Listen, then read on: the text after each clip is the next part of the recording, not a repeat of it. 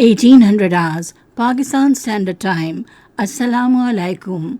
This is Radio Pakistan. The news read by Farzana Khan. First, the headlines. Prime Minister appreciates the role of Muslim World League and Saudi Arabia in issues faced by Muslim Ummah, especially Palestine and Kashmir. Addressing a press conference in Islamabad today, Shehbaz Sharif said government has so far utilized over 100 billion rupees in relief and rehabilitation of the flood victims. Foreign Minister embarks on a 2-day official visit to Germany today. President emphasizes the need for providing maximum facilities to the foreign companies investing and expanding their businesses in Pakistan. The UN General Assembly tomorrow will take action on a draft resolution expressing solidarity and support to the flood-hit people of Pakistan. All Parties Hurriyat Conference has urged the United Nations to declare India as a terrorist state for flouting its mandate on Indian illegally occupied Jammu and Kashmir and threatening the peace in South Asia. Over 34 people, mostly children, have been killed in an attack at a childcare facility in Thailand. And now the news in detail. Prime Minister Shehbaz Sharif has commended the role of Muslim World League and Saudi Arabia on important issues faced by Muslim Ummah, especially Palestine and Kashmir. Talking to Secretary General Muslim World League, Dr. Muhammad bin Abdul Karim Al Isa, who called on him in Islamabad today, Shehbaz Sharif said Pakistan greatly values its deeply rooted common faith and cultural relationship with Saudi Arabia. Highlighting the devastation caused by floods, he thanked Saudi Arabia for providing assistance to Pakistan in these difficult times. The Prime Minister also appreciated the role being played by Muslim World League for promotion of unity, peace and interfaith harmony. Prime Minister Shehbaz Sharif says recent audio leaks regarding Cypher have exposed the true face of PTI Chairman Imran Khan before the nation. Addressing a news conference in Islamabad today, he said it was the PTI Chairman who played with the national interests and hurt the country's relationship with the outside world, which the present government is trying to repair and improve. The Prime Minister said the coalition government stands vindicated in its stance. Strongly criticizing the PTI chairman, Shehbaz Sharif regretted that baseless allegations were levelled against our constitutional struggle. He also made it clear that the government has no role in the audio leaks. The Prime Minister said the government has spent almost 100 billion rupees for the relief and assistance of the flood-affected people.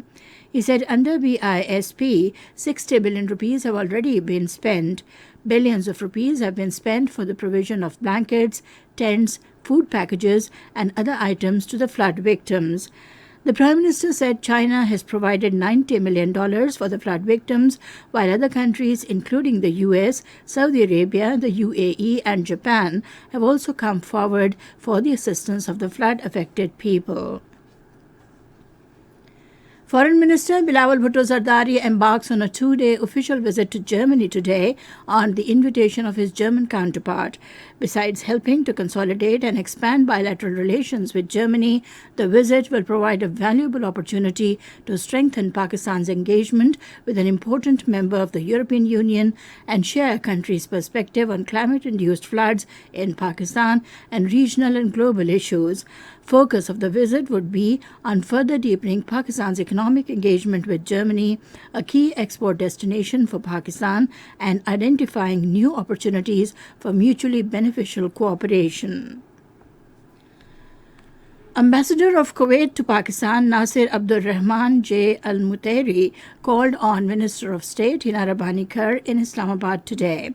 During the meeting, bilateral relations and matters of mutual interest were discussed. Minister of State thanked the ambassador for Kuwait's support during recent floods in Pakistan.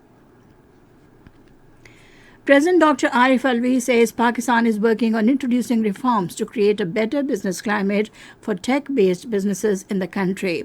Talking to the delegation of a global IT services and solution providing company in Islamabad today, the President said the government has prioritized e-governance and digitalization of government business in order to bring the level of public service delivery at par with the global standards.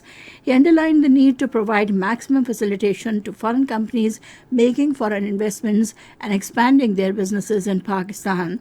He also called for improving the case of doing business in the country, especially in the IT sector, to attract investment and to substantially increase the export of IT-based products and services. This is Radio Pakistan giving you the news. The United Nations General Assembly will take action on a draft resolution tomorrow expressing solidarity and support to the people and government of Pakistan in the wake of the devastating floods. Announcing this at the regular noon briefing, the 193-member Assembly President spokesperson Paulina Quebec said the draft resolution was sponsored by Pakistan. The draft would have the General Assembly call on the international community to scale up its humanitarian assistance and rehabilitation of Pakistan. The resolution also underscores need for international community to maintain its focus beyond the present emergency relief in order to sustain the political will to support medium and long-term rehabilitation, reconstruction and risk reduction efforts, as well as adaptation plan led by the government of Pakistan. In Indian illegally occupied Jammu and Kashmir, the Vice Chairman of All Parties Hurriyat Conference, Ghulam Ahmed Gulzar, has called upon the United Nations to fulfill its responsibilities regarding holding of plebiscite in Jammu and Kashmir to enable its people to decide their political future by themselves. In a message from Srinagar Central Jail, he said India's denial to Kashmiris' inalienable right to self-determination is a blatant violation of the UN Charter. He asked for declaring India under fascist Modi a terrorist state, for flouting the world body's mandate on Kashmir and threatening the peace in the South Asian region. He maintained that Pakistan's continued support has been a source of encouragement for the oppressed people of Jammu and Kashmir. The APHC leaders Khadim Hussain and Sayyid Sibte Shabir Qawmi demanded immediate release of all illegally detained Kashmiri political prisoners, including cancer patient Altaf Ahmed Shah from Indian jails. In New Delhi, Altaf Ahmed Shah, who has been languishing in Tihar jail for the past over 5 years, informed the court that he was suffering from the last stage of renal cancer. National Conference President Farooq Abdullah, addressing public gatherings in different areas of Kishtwar, appealed to the people to stand up for restoration of their rights snatched by the Modi-led Indian government. He denounced the BJP government for stoking communal, regional and ethnic discords to divide the Kashmiri people. At least 34 people, including 22 children, have been killed in an attack at a childcare facility in Thailand. According to police, the attack began when a man armed with a gun and a knife stormed into the childcare facility in Nong Ba Lamphu province. The gunman, who killed himself after the shooting, has been identified as former police officer Panya Kamarab. North Korea has fired 2 more short-range ballistic missiles towards Japan. It is the second weapons launch by Pyongyang in 3 days after the United States redeployed an aircraft carrier to the region and carried out joint military drills with South Korea. Japan and South Korea have strongly condemned the launches and termed it a clear violation of the United Nations Security Council resolutions. And now cricket. In the 10th match of Women's Asia Cup T20 International, Thailand beat Pakistan by 4 wickets at Sylhet today. Batting first, Pakistan scored 116 for 5 wickets in stipulated 20 overs. In reply, Thailand achieved the target in 19.5 overs for the loss of 6 wickets. The triangular cricket series comprising Pakistan, Bangladesh and the hosts New Zealand will start tomorrow. Pakistan will take on Bangladesh tomorrow in the opening match of the triangular series. And finally, we have the weather report for you.